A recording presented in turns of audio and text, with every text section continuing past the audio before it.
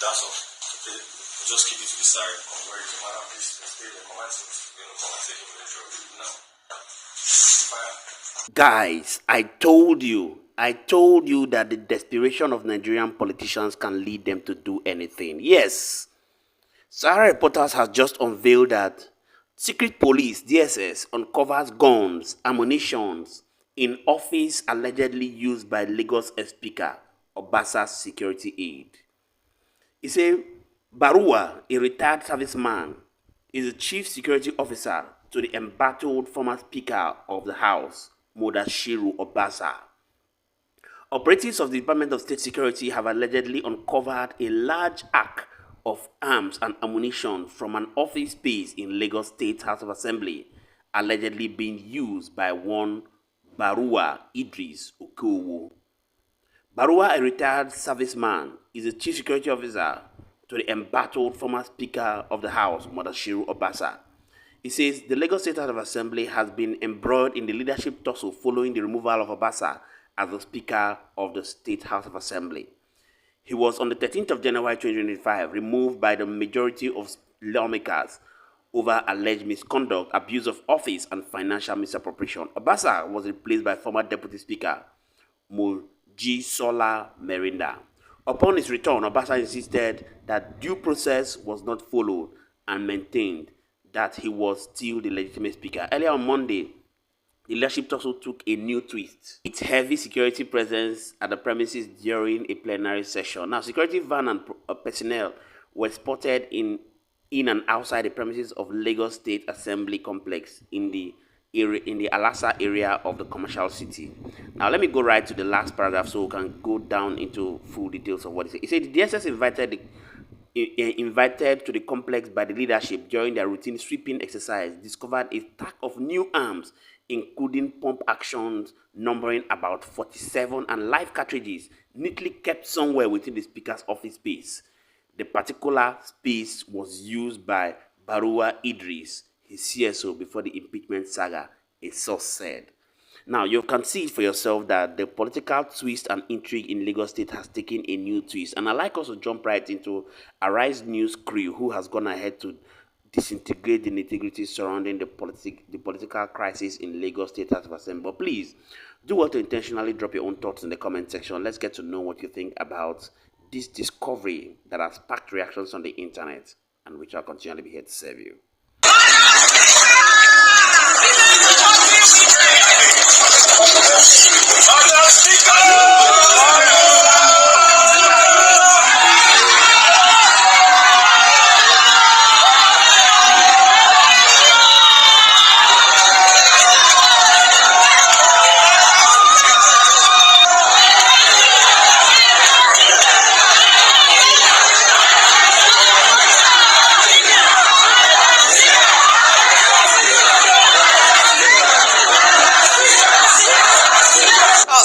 Welcome, quite emotional. I mean, I know that you guys had a guest on this topic earlier, and this is for our viewers who are just tuning in, just to keep them abreast with the situation that is going on at this point.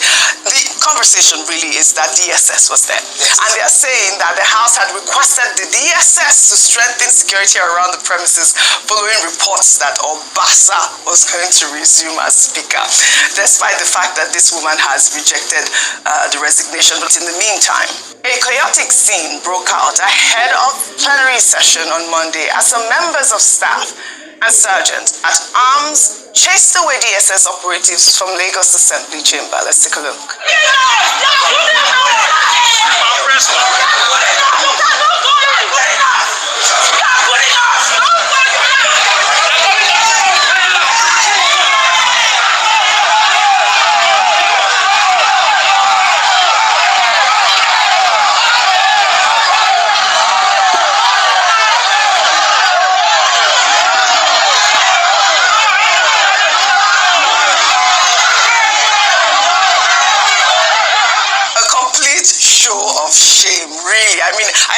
Enjoyed your guests today who said maybe the script changed, because who actually invited these people? What sort of disgrace is this? Sorry, your state of excellence. I don't know. Praise them anytime. I mean, what is the DSS turning themselves into at this moment? But let me take a tweet now. This is from Badebo Rose Viber, he wrote, this is his tweeting part, he wrote, the brazen display of force at our state's legislative chamber represents a dangerous assault on democratic institutions and the principle of separation of powers. The deployment of security forces to intimidate elected representatives and interfere with legislative functions is reminiscent of our dark days under military rule and has no place in a democratic society, and that is on point, really. And I believe that everyone on this table would agree with that tweet, saying, I mean, this is really flouting the democratic rules at this point. But before I come to you,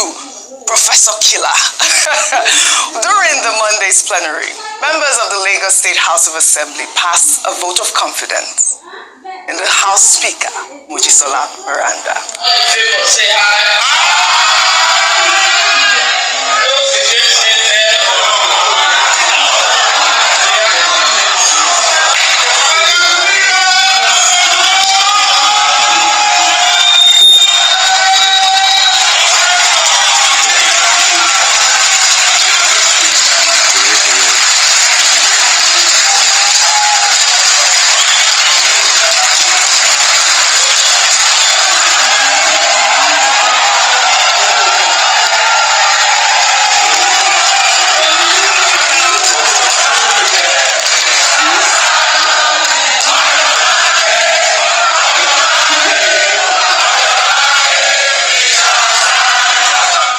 So at the end of the day, what is really causing this commotion? Mudashiru Obasa. Let me just take one more reaction before I come to you, and this is from Prince de Lagos. He wrote, Dear Mudashiru Obasa, your desperation to remain in office as Speaker after 10 years is shameful and leaves a bad taste in the mouth.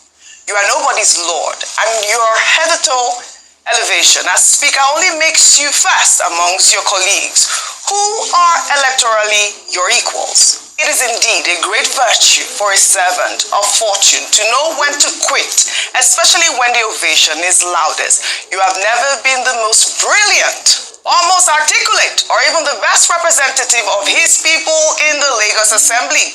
You have only been lucky and favored by grace. Shouldn't that be enough reason to count your wins and move on with your life? The Prince is asking Mudashiru Obasa some pertinent questions. Go ahead. Well, I think first question should be directed to most Nigerian politicians. Okay, most Nigerian politicians. Because if you look at, you will talk in Lagos Assembly, we look at the Senate or the House of Reps. I want viewers to think of any quotable quote from our legislators. You know, what inspiring speech do they remember? It's something that cuts across.